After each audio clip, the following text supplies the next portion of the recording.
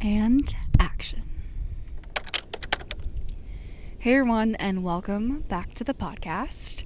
My name is Gabby, and this is Love G. I'm coming to you from the beach, as you can tell if you're watching this video. I randomly decided to come here today. It was a very last minute, spontaneous decision. I just had the day off of work. I didn't have anything planned. I was like, you know what? Rehoboth Beach. I just thrifted this the other day, so I was like, just feeling inspired, and it was like, it's only like 3.5 hours away. I can do it. So I got in the car and I came here, and I'm loving it. I'm having such a good day. Let's just give you a little like rundown of the day before we get into the episode. I drove here. I left at like 8, I think, which was later than I wanted to, but went with it. I got here and then I just walked down the boardwalk. I found a place to get lunch. I drank a little Cosmo and sat at the bar by myself, overlooking the water. I got the best Cobb salad I've literally ever had. So delicious. While I was sitting there, I journaled on a little postcard that I got, which was so cute of me, in my opinion. And then I put my phone away and I just sat there and was like watching the people walking by on the boardwalk and watching the seagulls and just taking in the moment, existing and feeling it all. And it was so relaxing. I needed that so much. And then I just walked around the rest of the boardwalk. I got some saltwater taffy. I went in some shops. What else? I don't know. I've just been like wandering around. And then I came and sat down here and was doing some journaling, and now I'm talking to all of you. So this is like the best day of my life. I'm having so much fun. So I also was inspired to talk to you about being alone and spending time alone, because this is something I'm actively really working on for myself, is to challenge myself to spend time alone, but to also enjoy that time, to feel settled during that time. Growing up, I loved being alone. Like, I was such a little loner. I was happy with just, my emo music, chilling in my bedroom. I could watch YouTube and movies all day and not talk to anybody and be completely fine. Same thing with college. Like, I did not go out much. I was not very social. I was good with my inner world. And there's been this really beautiful part of my life over the last few years where I've opened up a lot. I've welcomed people into my life. I made amazing friends. I've fallen in love. I've just let people in a new way. And it's made me not only, closer to the people that were already in my life and closer to new people, but it's made me a little bit more dependent on others. And that's okay. I would much rather prefer to spend my time with somebody else now. And also, ever since losing my mom, it's been hard to be alone. It really has been. Like, I don't always feel comfortable with myself, like, in a physical sense. Even if I'm not necessarily thinking of something in particular, it's not my thoughts that I'm not comfortable with. Like, there's something in my body that tells me that being alone is not safe, or it just triggers this fear response in me that tells me that something is wrong. And when I'm thinking that something is wrong, that spirals into so many, other fears and anxieties and insecurities about myself, and it just becomes a very hostile environment within myself. So that being said, not only, have I spent less time alone, but when I am alone, it does not feel good to me.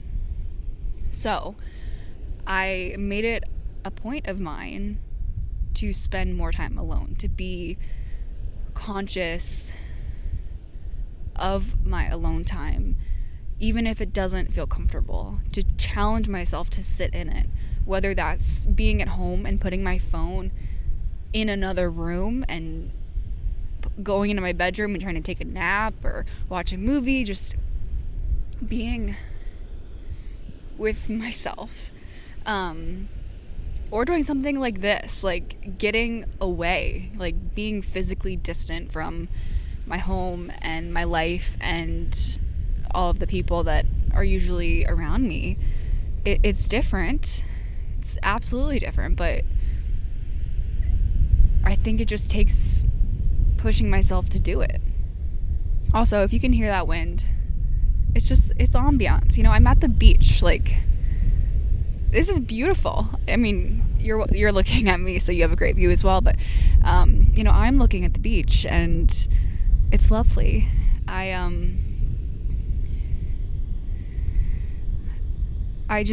needed a day away, and that's one of the things that I've learned about grief, even about stress. When you're having a lot going on in your life and in your mind, for me at least, like, being alone helps me. I need that time to be by myself and process, even if I'm not necessarily like thinking about whatever it is that's going on, just to be alone, to check in with how my body is processing that emotion, or to just let myself feel however I feel about what's going on. I am 23. I have a lot of big life changes coming up. In a couple weeks, I'm moving in with my boyfriend. I've been working a whole lot, applying to a ton of jobs. I also, I'm having a lot of things come up with my grief. So there's a ton going on in my head. And when I don't take time for myself, whatever that may look like, I notice it. I notice that my stress, my anxiety is significantly worse, that I just feel exhausted and sad and frustrated with my life and the world. So, all of that is to say that being alone is very important to me. Taking time for myself. And I think there is a balance there, that yes, you should be putting yourself out there. You should not be isolating. You should know when you're at the point of, I'm isolating versus I'm taking this time to rest and be by myself. So there definitely is a balance there. But I just wanted to talk about being alone. Being in your 20s is inherently lonely. Like, I think about this all the time, that just everything that we are figuring out on a day-to-day basis, everything that we're doing, we may be able to look around and be like, you know what, everybody else is experiencing this as well. Everybody else is trying to find who they are. But your journey still feels so isolated from everybody else's. And we're also in a time when there's so much exposure to everybody else's life. Like, if I were to go on Instagram right now, I would see people that I went to school with that are living out in California doing work in the film industry. I would see friends that are engaged or married. I would see influencers who are traveling the world and wearing outfits that are worth more than what's in my savings account right now. Like, I would see all of that, and that makes me feel more lonely, because it just makes me feel like I don't have anything figured out and everybody else does, and there's something wrong with me, but everybody else doesn't have anything wrong with them. It's a whole thing. This is like a million conversations in one, but being in your 20s is lonely. I've had to make peace with that, because it's easy to sit back and be like, you know what, I should have this figured out. Like, I should know how to show up in my life every day, how to be myself through all of this, how to be good at relationships and friendships, and have a job that I like and that pays me well, and live on my own and be like out in the world killing it. I should know how to do that. And you feel like the world's kind of against you when you don't. So it's very lonely. I've always felt kind of lonely. I've always felt misunderstood by people. I think that's why I spent so much of my life just with myself, because I didn't feel understood, and I didn't at the time have the courage to show who I was and risk being rejected or having the fact that I was misunderstood be validated by somebody else. I severely struggled with anxiety growing up, and I didn't share that with anybody. I didn't talk about it. I was not open about it because I didn't know what it was. I didn't know how to talk about it, and I also felt like it was something I was completely alone in experiencing, so I didn't want people to think I was crazy or weird or whatever. So for years, I just put myself into this kind of cynical mindset where I just stayed quiet, and I was like, you know what, people aren't gonna get me, so I'm just gonna be here. I'm gonna be me. I'm gonna do my thing, and nobody else is gonna get welcome into that world.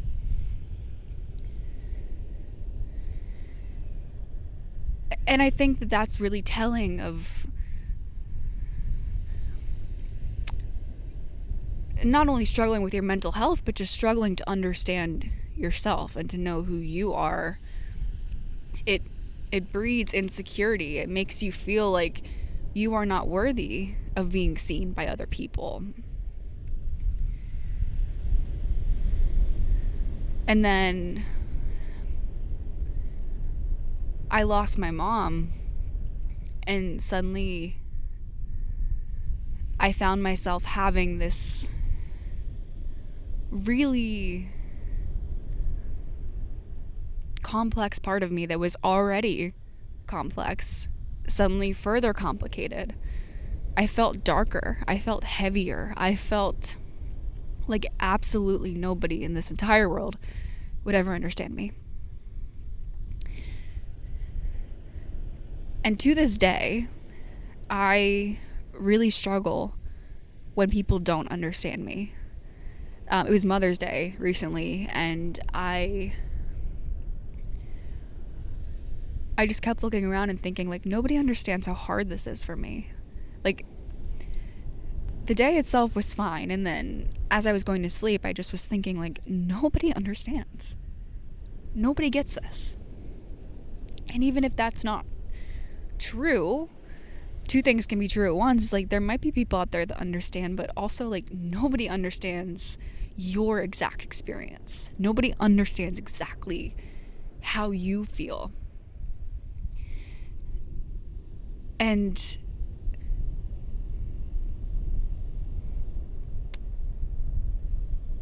that kind of called me back to myself.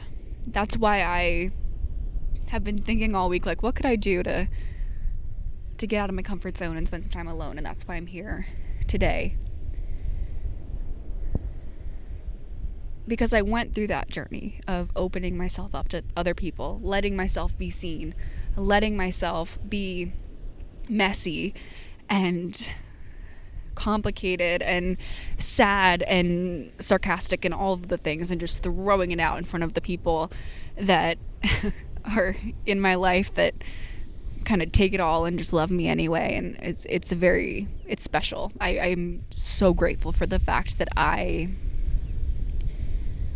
am now so much more outgoing and open with people.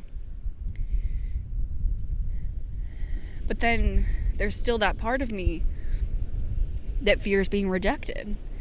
There is still this really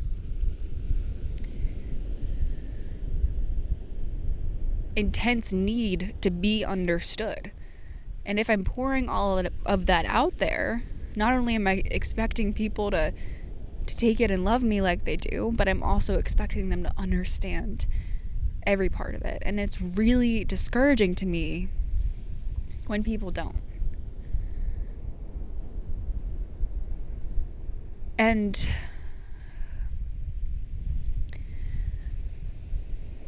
when I think about this, if you're feeling similar, like the only advice I have for you, the only advice that I'm telling myself really is, you don't need to be understood. Nobody in this entire world has lived the exact life that you lived. Nobody. I say, I think about it all the time that there could be another girl out there who lost her mom at the same age I did, in the same way that I did, and maybe they were as close as my mom and I were. It doesn't matter. Her grief could look entirely different than mine. We could sit down and maybe we could relate, maybe we could support each other, but we could not necessarily understand each other. So then I look at the people in my life that haven't been through that. Surely they can't possibly understand it, just as I can't possibly understand what they go through. We can have grace for each other. We can be loving and caring and kind to each other, but we cannot be the answer for somebody else. So the message I hope you take from that is that nobody has your answers. Nobody. You will encounter people and places, and you will experience things that teach you lessons, that give you pieces of a bigger answer, that help you grow and find yourself, but nobody has the answers. Nobody. I have spent, when I look at my life as this major continuum, when I think about me being younger and being really shy and not letting people in, versus the me now that is super open, probably overshares too much and just always wants to be around other people, there's still the same core there. There's that same desire for validation. There's that same want to be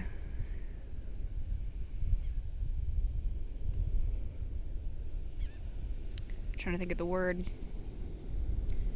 I guess just, understood. I guess that's it. Just to be understood by somebody else. To have somebody see me and kind of approve me, to say you're good. I look for that in so many different ways now. I do it with everything. Mostly self-worth. That I'll just go through my day and I'm like, will this new outfit help me feel better about myself? Will this new skincare product help me feel better about myself? Will this workout routine or maybe this person said something and I'm looking for their words and their knowledge to make me feel worthy. And I've done it with my grief. I'll tell myself, you're not grieving properly. So I look for external sources to confirm that I'm doing enough. Again, not to say that it's a bad thing to go to other people or to educational resources for support. But I do think there's a big part of the reality here, and that is that we have the answers. Everything we go through will bring those answers out of us, but we also need to give ourselves a chance to find those answers. We need to put ourselves into environments and experiences that help us to understand ourselves a little bit better. I have so many people, especially women in my life, that like every time I go out and do something by myself, they'll say like, I am so impressed by you. I've never gone out to dinner by myself. I've never gone to the movies by myself. Like all these things that I just love to do and am consciously doing more and more now, lots of people have not done. And I want to challenge you to do something like that. Like go do something completely by yourself. Once I find my journal, I have a little list that I wrote of ideas for things you can do by yourself. Also, sorry, my nose is running so much because it's windy. Where is it? Okay. Things you can do alone.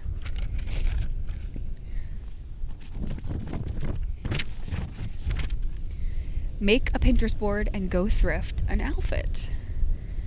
Take a journal or book and go to a cafe, maybe get a little seasonal coffee and just sit at a table for hours and hours and live your best life. Go for a hot girl walk. I am loving hot girl walks. Like, I'm taking a little break from running and just walking instead. And let me tell you, like, putting on your headphones and listening to music and just going for a walk is so underrated. so underrated.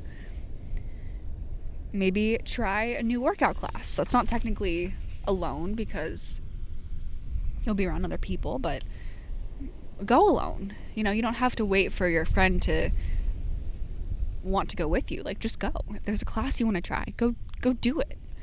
If there's an event you want to go to, go alone. Do an at-home movie marathon or go to the movies by yourself. A little solo movie date. Get popcorn, get a big ass soda, and just sit there, see a random movie. Even if there's nothing out you want to see, just go pick something.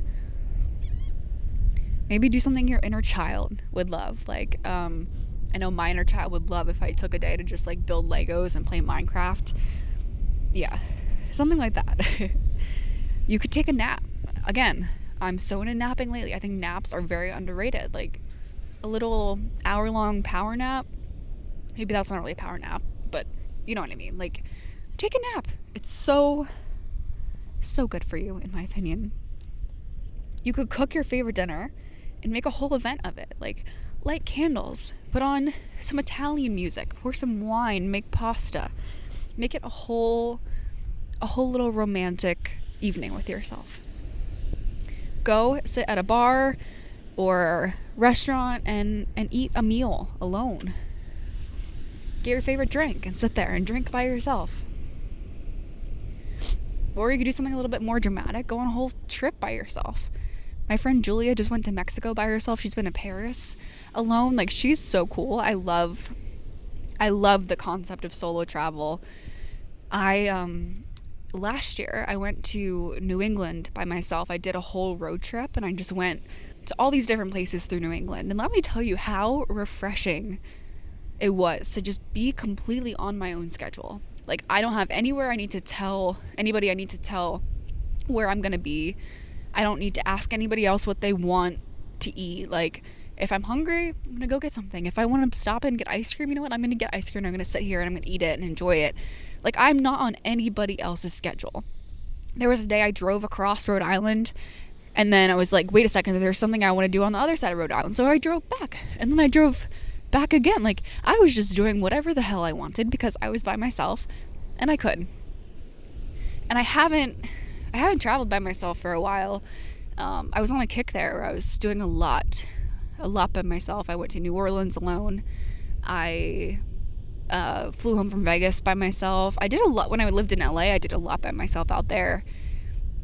So it felt so good today to get in the car. I listened to the Tortured Poets Department on the way here, which I love that album, but I haven't listened to it for a while. So I just listened to it start to finish and got to appreciate it in a whole new light. I had all the windows down. Just being by myself felt good. Alright, we're switching to my phone because my camera died. Anyway, we're still here. Yeah, it's not easy. Like, being alone is hard. Especially when you're going through something, when you're having a lot in your mind that you need to process. It is hard to be by yourself. Also, my hair looks crazy. I'm just seeing this in the camera. Like, oh well.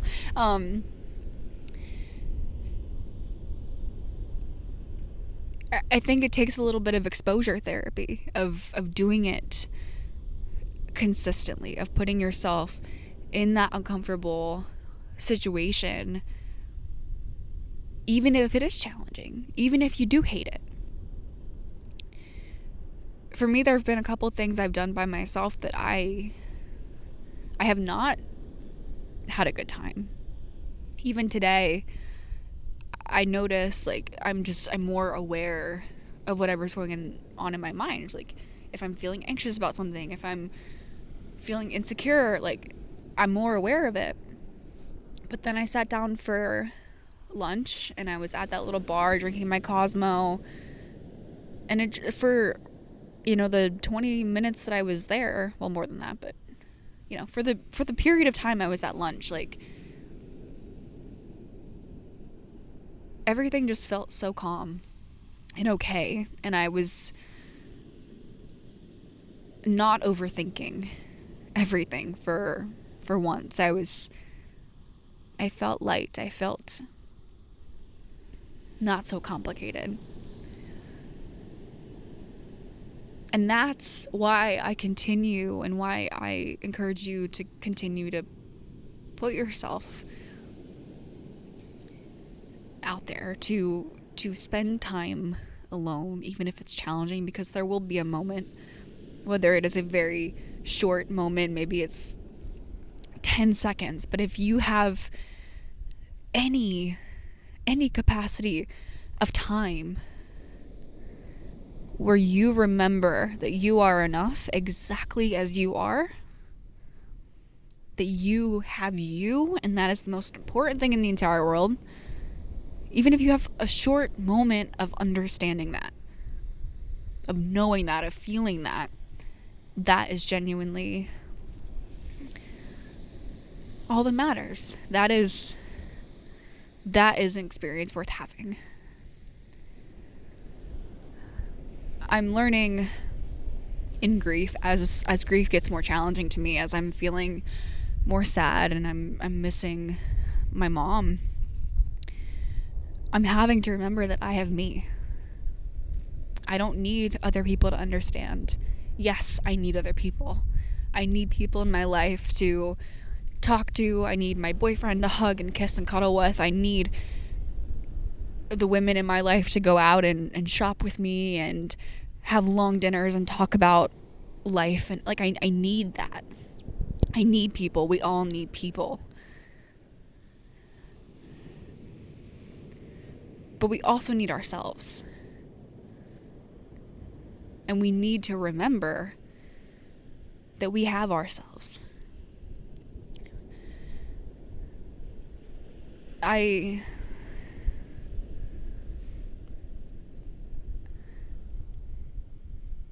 feel most like me when I'm by myself. Like, having this time helps me get grounded, helps me get centered, helps me feel more creative.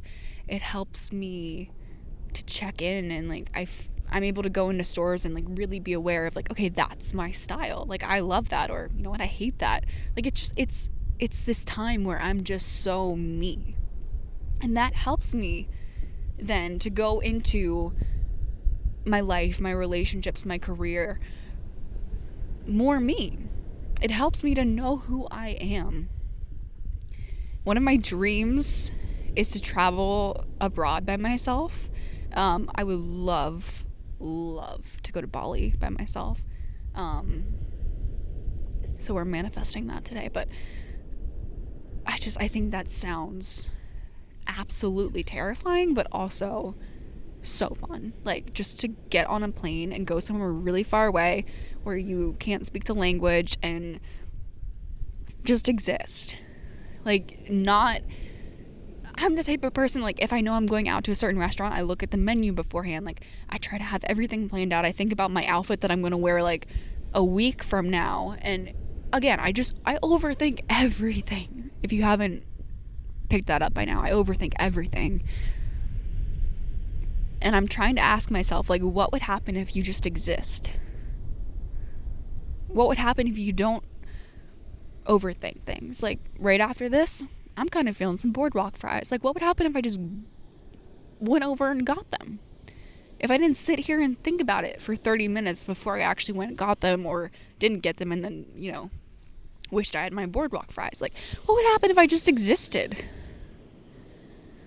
I think that is where we find ourselves. It's just the existing.